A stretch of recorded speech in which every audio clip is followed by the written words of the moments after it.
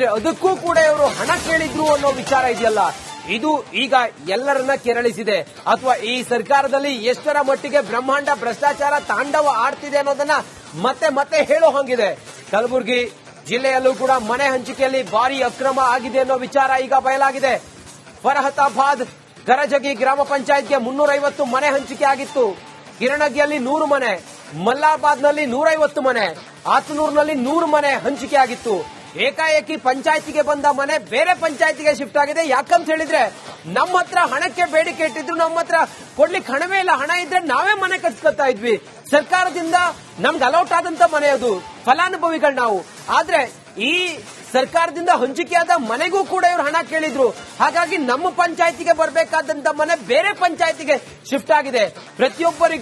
ಪ್ರತಿಯೊಬ್ಬರಿಂದ 25ರಿಂದ 30 ಸಾವಿರ ಹಣಕ್ಕೆ ಬೇಡಿಕೆ ಇಟ್ಟಿದ್ರು ಅನ್ನುವ ಸ್ಫೋಟಕ ವಿಚಾರ ಈಗ ಬಯಲಾಗಿದೆ. ನಾನೇ ಮಾತಾಡದ್ದು, ನಾನು ಎಲ್ಲರೂ ಹೇಳಿದ್ದೀನಿ, ನಾನೇ ಮಾತಾಡೋದು.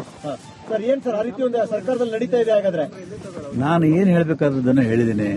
ಮಾನ್ಯ ಮುಖ್ಯಮಂತ್ರಿಗಳು ಏನ್ ಮಾಡ್ತಾರೋ ಗೊತ್ತಿಲ್ಲ, ಕರೆದ್ರೆ ಹೋಗ್ತೀನಿ, ಮಾತಾಡ್ತೀನಿ. ಎಲ್ಲಾ ಸರ್ಕಾರಗಳಲ್ಲಿ ನಡೆದಿತ್ತು. ಇಲ್ಲಿ ನಾವು ಜನಪರವಾಗಿ ಆಡಳಿತ ಕೊಡ್ತೀವಿ ಅಂತ ಹೇಳಿ ಬಂದಿದ್ದೀವಿ. ಇದಾಗಬಾರ್ದಾಗಿತ್ತು. ಒಂದು 5-6 ಪಂಚಾಯತ್ಗಳಲ್ಲಿ ದುಡ್ಡು ಕೊಟ್ಟು ಮಾಡ್ಕೊಂಡು ಹೋಗಿದ್ದಾರೆ. ನಾನು ಪತ್ರ ಕೊಟ್ಟದ್ದು ಆಗಿಲ್ಲ. 4 ಪತ್ರ ಕೊಟ್ಟಿದ್ದೀನಿ ನನ್ನ ಕ್ಷೇತ್ರಕ್ಕೆ ಮನೆಗಳು ಕೊಡ್ಬೇಕಂತ, ಆಗಿಲ್ಲ. ಅವರು ಪಂಚಾಯತ್ ಚೇರ್ಮನ್ಗಳು ಹೋದ್ಮೇಲೆ ಮಾಡ್ಕೊಂಡ್ ಬಂದಿದ್ದಾರೆ. ಹೋಗ್ತೀನಿ, ಖಂಡಿತ ಹೋಗ್ತೀನಿ. ಅವ್ರು ನಮ್ಮ ನಾಯಕರು. ಹೇಳ್ತೀನಿ. ನಾನೇ ಮಾತಾಡದ್ದು, ನಾನು ಎಲ್ಲರೂ ಹೇಳಿದ್ದೀನಿ, ನಾನೇ ಮಾತಾಡೋದು. ಸರ್, ಏನ್ ಸರ್ ಆ ರೀತಿ ಒಂದು ಸರ್ಕಾರದಲ್ಲಿ ನಡೀತಾ ಇದೆ? ಹಾಗಾದ್ರೆ ನಾನು ಏನ್ ಹೇಳ್ಬೇಕಾದದನ್ನ ಹೇಳಿದ್ದೀನಿ. ಮಾನ್ಯ ಮುಖ್ಯಮಂತ್ರಿಗಳು ಏನ್ ಮಾಡ್ತಾರೋ ಗೊತ್ತಿಲ್ಲ. ಆರ್ ಪಾಟೀಲ್ ಅವರು ಇದ್ದಾರೆ, ಅವ್ರ ಜೊತೆ ಮಾತಾಡ್ತಾ ಹೋಗ್ತೀನಿ. ಸರ್, ನಿನ್ನೆ ನಿಮ್ಮ ಆಡಿಯೋ ಸಂಚಲನ ಸೃಷ್ಟಿ ಮಾಡಿದೆ, ಅದ್ರ ಬಗ್ಗೆ ತಾವೇನ್ ಹೇಳಕ್ ಬಯಸ್ತೀರಾ ಸರ್? ನಾನೇನು ಸಂಚಲನ ಮಾಡಿಲ್ಲ, ಏನು ಆಕಾಶ ಬಿದ್ದಿಲ್ಲ. ನಾನು ಇದ್ದುದನ್ನೇ ಹೇಳಿದ್ದೀನಿ ಅವರಿಗೆ. ನಾನೇ ನೇರವಾಗಿ ಜಮೀರ್ ಮೇಲೆ ಆರೋಪ ಮಾಡಿಲ್ಲ, ಅಥವಾ ಅಲ್ಲಿ ಅಧಿಕಾರಿಗಳ ಮೇಲೆ ಮಾಡಿಲ್ಲ. ನಿಮ್ಮ ಆಫೀಸರ್, ನಿಮ್ಮ ಇಲಾಖೆಯಲ್ಲಿ ಈ ತರ ನಡೀತಾ ಇದೆ ಅಂತ ಹೇಳಿದ್ದೀನಿ. ಈಗ ಇದೇ ಮಾತನ್ನ, ಬೇಸರದ ಮಾತನ್ನ ಕೃಷ್ಣ ಬೈರೇಗೌಡರು ಕೂಡ ಹೇಳಿದ್ದಾರೆ. ಆ ಮಾತಿಗೆ ಯಾಕೆ ಅಷ್ಟೊಂದು, ನನ್ನ ಮಾತಿಗೆ ಯಾಕೆ ಅಷ್ಟೊಂದು ಬೆಲೆ? ಸರ್, ಒಬ್ಬ ಅಧಿಕಾರಿ ಮಾತಾಡಿರುವಂತ ಆಡಿಯೋ ಹೊರಗಡೆ ಬರುವಂತ ವಿಚಾರಕ್ಕೆ ಅಧಿಕಾರಿಗಳು ಕೂಡ ಬೇಸರವನ್ನ ವ್ಯಕ್ತಪಡಿಸ್ತಾ ಇದ್ದಾರೆ ಸರ್. ವ್ಯಕ್ತಪಡಿಸಲಿ, ಅವರು ಪಡಿಸಲಿ, ಅವ್ರಿಗೆ ಅಧಿಕಾರ ಇದೆ. ಈ ವ್ಯವಸ್ಥೆನ ಸರಿ ಮಾಡಬೇಕು ಅವರು ಯಾರು ಸರ್? ಯಾರು?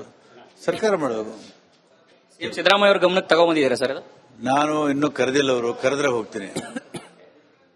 ಬಿ ಆರ್ ಪಾಟೀಲ್ರು ಪದೇ ಪದೇ ವ್ಯವಸ್ಥೆಯ ವಿರುದ್ಧ ಮಾತಾಡ್ತಾ ಇರ್ತಾರೆ, ಸರಿ ಹೋಗ್ಬೇಕು ಅಂತ ಪ್ರಯತ್ನಗಳನ್ನ ಮಾಡ್ತಾ ಇದ್ದಾರೆ. ಆದ್ರೂ ಕೂಡ ಈ ರೀತಿಯ ವ್ಯವಸ್ಥೆಗಳು ಪದೇ ಪದೇ ಮುನ್ನೆಲೆಗೆ ಬರ್ತಾ ಇದೆ. ಇದಕ್ಕೆ ತಾರ್ಕಿಕ ಹಂತಕ್ಕೆ ತೆಗೆದುಕೊಂಡು ಹೋಗುವಂತದ್ದು ಯಾವ ರೀತಿ ಸರ್?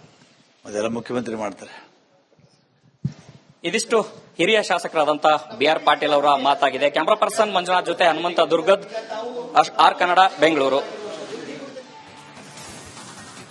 ನೋಡಿ, ಈಗ ಬಿ ಆರ್ ಪಾಟೀಲ್ರೇ ಹೇಳಿದ್ದಾರೆ, ನಾನೇ ಮಾತಾಡಿದ್ದು.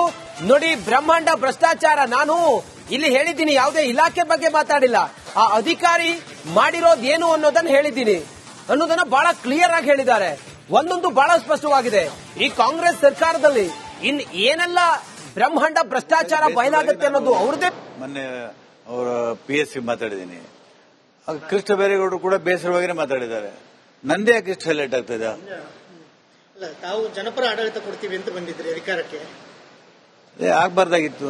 ಅದರ ಮುಖ್ಯಮಂತ್ರಿ ಇದನ್ನೇ ಬಿಜೆಪಿ ಅವರು ಈಗ ಸಾಕಷ್ಟು ಅವ್ರೇನ್ ಸಾಧ್ಯ ಅಲ್ಲ, ಅವರೆಲ್ಲ ಹೊಲಸು ಮಾಡಿಟ್ಟು ಹೋದದ್ದೇ ಇದೆಲ್ಲ. ಸರ್, ನಮ್ ಜೊತೆಗೆ ಹಿರಿಯ ಶಾಸಕರಾದಂತಹ ಬಿ ಆರ್ ಪಾಟೀಲ್ ಅವರು ಇದ್ದಾರೆ, ಅವ್ರ ಜೊತೆ ಮಾತಾಡ್ತಾ ಹೋಗ್ತೇನೆ. ಸರ್, ಈಗ ಸರ್ ಒಂದ್ ನಿಮಿಷ, ನಿನ್ನೆ ನೀವು ಮಾಡಿದಂತಹ ಆರೋಪ ಏನಿದೆ? ಒಂದೇ ನಿಮಿಷ ಸರ್, ಒಂದೇ ನಿಮಿಷ ಸರ್, ಒಂದೇ ನಿಮಿಷ.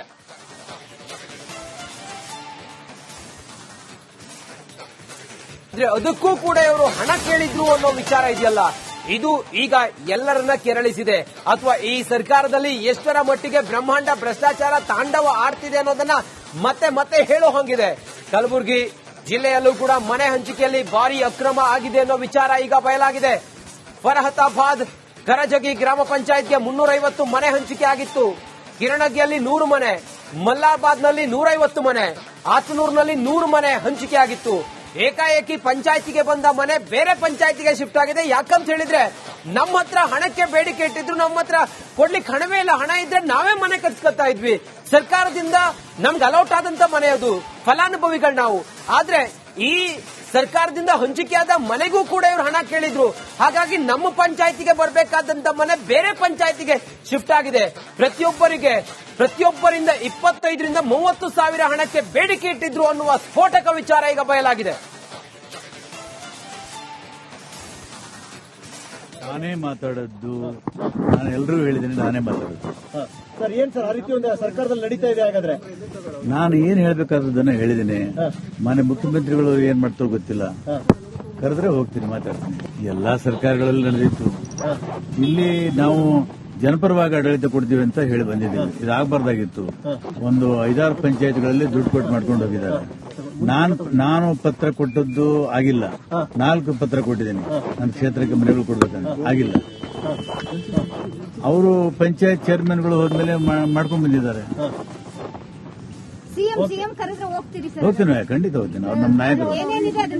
ಹೇಳ್ತೀನಿ. ನಾನೇ ಮಾತಾಡದ್ದು, ನಾನು ಎಲ್ಲರೂ ಹೇಳಿದ್ದೀನಿ, ನಾನೇ ಮಾತಾಡೋದು. ಸರ್ ಏನ್ ಸರ್ ಆ ರೀತಿ ಒಂದು ಸರ್ಕಾರದಲ್ಲಿ ನಡೀತಾ ಇದೆ? ಹಾಗಾದ್ರೆ ನಾನು ಏನ್ ಹೇಳ್ಬೇಕಾದದನ್ನ ಹೇಳಿದ್ದೀನಿ. ಮಾನ್ಯ ಮುಖ್ಯಮಂತ್ರಿಗಳು ಏನ್ ಮಾಡ್ತಾರೋ ಗೊತ್ತಿಲ್ಲ. BR ಪಾಟೀಲ್ ಅವರು ಇದ್ದಾರೆ, ಅವ್ರ ಜೊತೆ ಮಾತಾಡ್ತಾ ಹೋಗ್ತೀನಿ. ಸರ್, ನಿನ್ನೆ ನಿಮ್ಮ ಆಡಿಯೋ ಸಂಚಲನ ಸೃಷ್ಟಿ ಮಾಡಿದೆ, ಅದ್ರ ಬಗ್ಗೆ ತಾವೇನ್ ಹೇಳಕ್ ಬಯಸ್ತೀರಾ ಸರ್? ನಾನೇನು ಸಂಚಲನ ಮಾಡಿಲ್ಲ, ಏನು ಆಕಾಶ ಬಿದ್ದಿಲ್ಲ. ನಾನು ಇದ್ದದನ್ನ ಹೇಳಿದ್ದೀನಿ ಅವರಿಗೆ. ನಾನೇ ನೇರವಾಗಿ ಜಮೀರ್ ಮೇಲೆ ಆರೋಪ ಮಾಡಿಲ್ಲ ಅಥವಾ ಅಲ್ಲಿ ಅಧಿಕಾರಿಗಳ ಮೇಲೆ ಮಾಡಿಲ್ಲ. ನಿಮ್ಮ ಆಫೀಸರ್, ನಿಮ್ಮ ಇಲಾಖೆಯಲ್ಲಿ ಈ ತರ ನಡೀತಾ ಇದೆ ಅಂತ ಹೇಳಿದ್ದೀನಿ. ಈಗ ಇದೇ ಮಾತನ್ನ, ಬೇಸರದ ಮಾತನ್ನ ಕೃಷ್ಣ ಬೈರೇಗೌಡರು ಕೂಡ ಹೇಳಿದ್ದಾರೆ. ಆ ಮಾತಿಗೆ ಯಾಕೆ ಅಷ್ಟೊಂದು, ನನ್ನ ಮಾತಿಗೆ ಯಾಕೆ ಇಷ್ಟೊಂದು ಬೆಲೆ?